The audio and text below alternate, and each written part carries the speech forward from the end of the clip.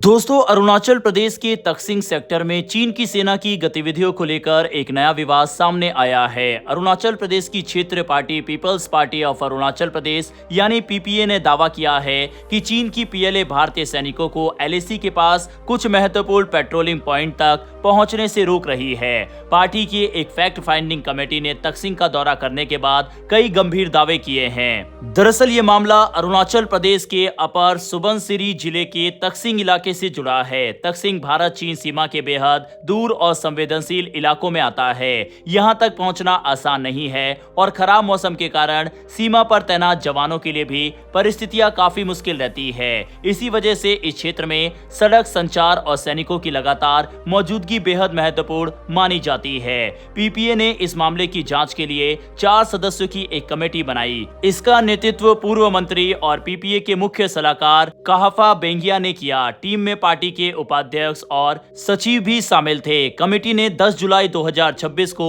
तकसिंग का दौरा किया।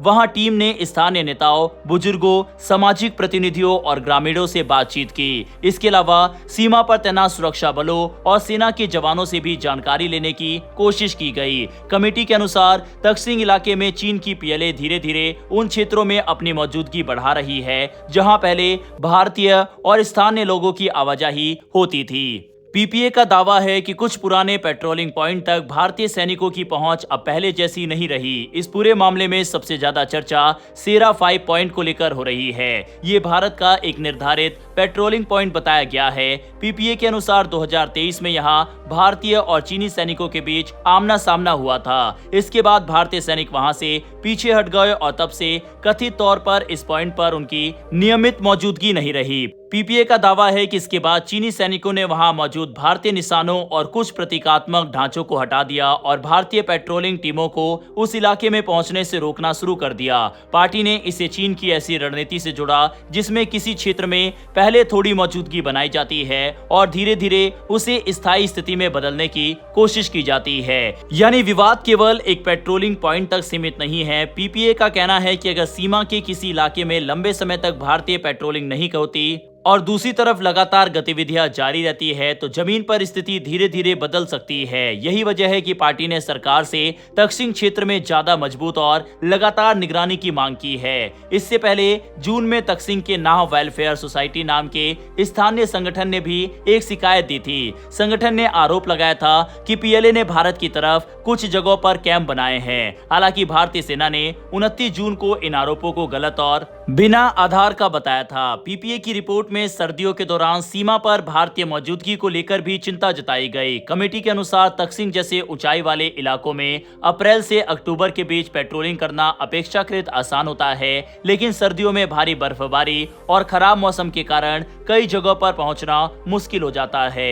रिपोर्ट में दावा किया गया है कि इसी वजह से सर्दियों के दौरान भारतीय पेट्रोलिंग और सप्लाई व्यवस्था प्रभावित होती है। सीमा पर तैनात जवानों तक सामान पहुंचाने में स्थानीय लोगों की भी महत्वपूर्ण भूमिका होती है, लेकिन सर्दियों में उनकी सेवाएं सीमित हो जाती है। पीपीए का मानना है कि इससे कुछ संवेदनशील इलाकों में मौजूदगी बनाए रखना चुनौतीपूर्ण हो सकता है। इस रिपोर्ट में स्थानीय लोगों से जुड़ा एक महत्वपूर्ण मुद्दा भी सामने आया। तकसिंग के आसपास नंगा पहाड़ नाम का इलाका नाह और मारा समुदायों के लिए पारंपरिक रूप से महत्वपूर्ण रहा है। स्थानीय लोग यहाँ शिकार और याक पालन जैसी गतिविधियों के लिए जाते रहे हैं। पीपीए का कहना है कि अब इस क्षेत्र में स्थानीय लोगों की आवाजाही पर कड़े प्रतिबंध है। ये मुद्दा इसलिए महत्वपूर्ण है क्योंकि सीमावर्ती गांवों के लोग सिर्फ स्थानीय निवासी नहीं होते, बल्कि वे सीमा के आसपास होने वाली गतिविधियों को देखने और प्रशासन तक जानकारी पहुंचाने में भी भूमिका निभाते हैं। इसीलिए पीपीए का कहना है कि सुरक्षा व्यवस्था मजबूत करते हुए स्थानीय लोगों की पारंपरिक जरूरतों का भी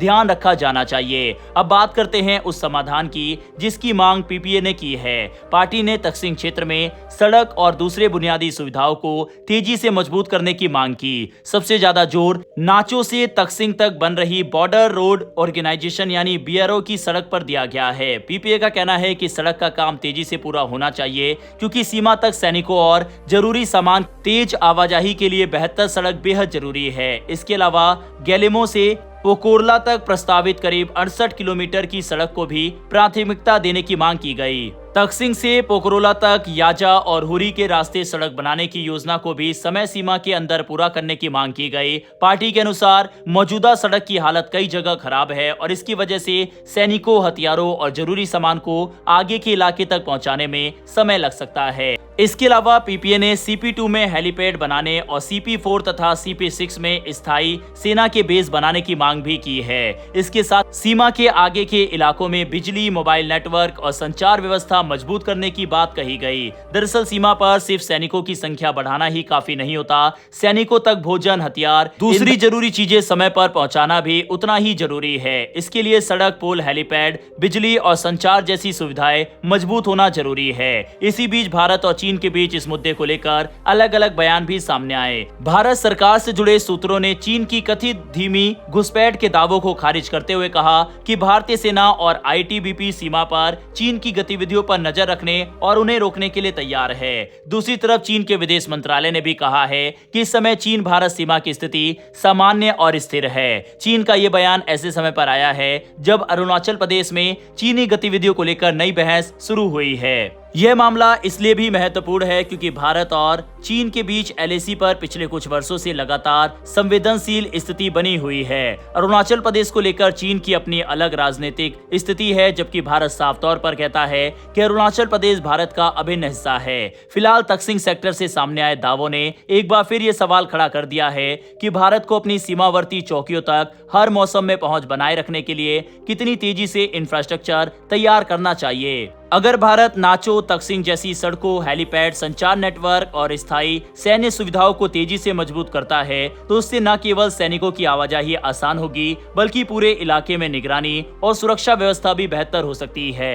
हालांकि दोस्तों, पीपीए ने जो भी मांगे उठाई है वह गलत नहीं है। भारत को इन क्षेत्रों में जल्दी से अपना डेवलपमेंट पूरा करना चाहिए। दरअसल आजादी के बाद से अरुणाचल प्रदेश में पिछली सरकारों ने थोड़ा भी ध्यान नहीं दिया।